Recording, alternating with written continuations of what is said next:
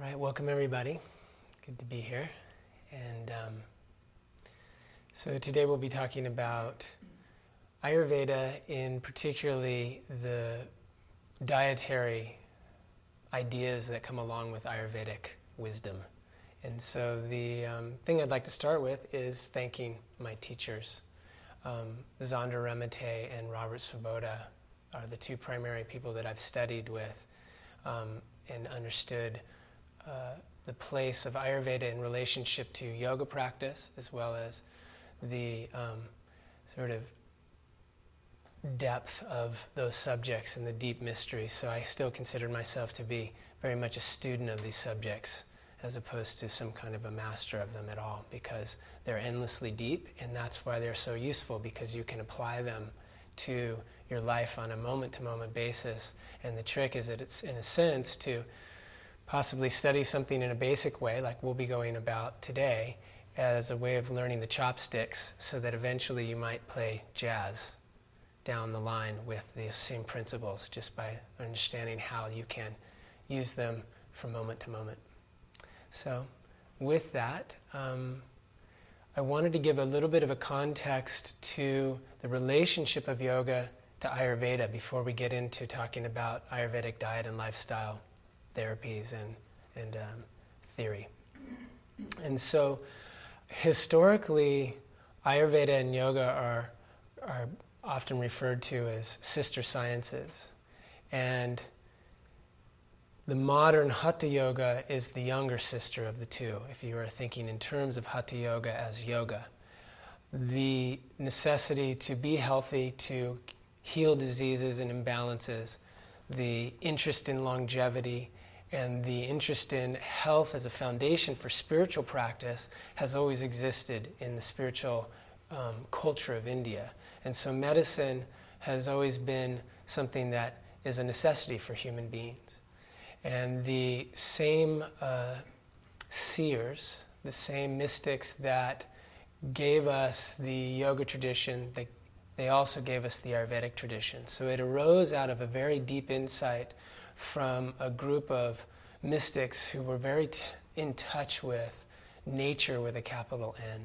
And so it comes from that kind of place, and as a result has sort of stood the test of time. There's been a lot of trial and error, and so the theories evolve, but at the same time the basic theory of Ayurveda and the basic understanding of its essential components has remained unchanged, because it's a way of looking at things that allows you to interpret the always changing circumstances in the moment.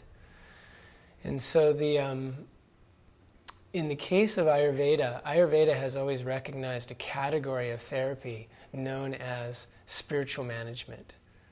The Sanskrit is Daiva Vyapashreya, which means literally spiritual management, but includes things like psychology, so the healing of the mind, as well as things that are more sort of formally spiritual activities.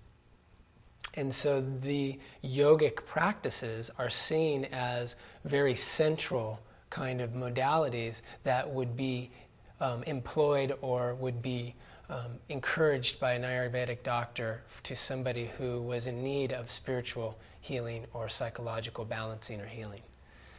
And so in the same way, you find the yogic practices having a sort of central place for the main pillars of Ayurvedic medicine, which are diet and lifestyle, which we'll be discussing today.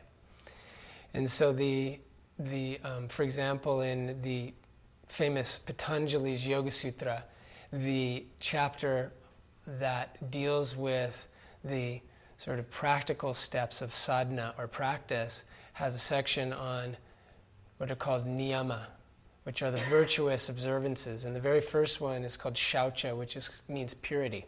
And purity is a very sort of abstruse concept. It's widely interpretable. But the great teacher Krishnamacharya once, the way he put it was that inside of shaucha you have ahara niyama and vihara niyama, which is essentially diet and lifestyle. And so in the heart of the sort of 10 commandments of the yoga practice, you have the pillars of Ayurvedic medicine, and you can really see this in practice in the monastic communities that still follow a very simple, straightforward, and pure way of living to support the spiritual endeavor that the monastics are committed to. So they go to bed around 10 o'clock or a little earlier. They wake up sometime before dawn. They eat very simple, pure food. Most of the time it's a strictly vegetarian diet, and that is a very, sort of in a sense, that's the heart of Ayurvedic practice, because while Ayurveda includes other things like purification, palliation, which is a kind of soothing of imbalances before more strong measures can be taken, rejuvenation therapies, all these kind of practices are supported by diet and lifestyle. Every single one of those other things that you try to do with Ayurvedic medicine require some sort of diet and lifestyle observances. And so I just realized I should probably define yoga and Ayurveda so that we can move forward in a more meaningful way, which is, in this context, I think the most useful definition of yoga comes from the Bhagavad Gita, which is that yoga is skill in action, or another way to put that is yoga is adeptness in action. So it's the capacity to act skillfully and to make choices that are skillfully executed.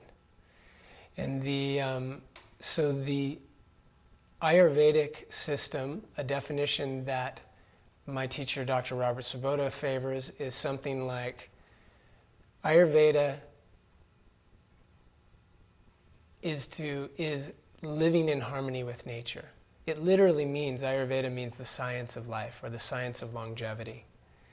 And so, but the deeper kind of interpretation of that is that Ayurvedic medicine's intent is to guide people towards physiological, psychological health, to live in harmony with the internal rhythms and the external rhythms of nature. And of course, those rhythms are dynamic, so we're always in a position of having to act. And this is why the idea of the definition of yoga being skill in action is appropriate here, because in this way, Ayurvedic medicine is not so much separate from that definition of yoga. It's very much the same thing, and this is why Ayurveda has been employed to support yogic practices, and yogic practices recognize that without some sort of lifestyle and diet regimen that's going to be supportive of health, it's very difficult to progress spiritually. So they feed each other.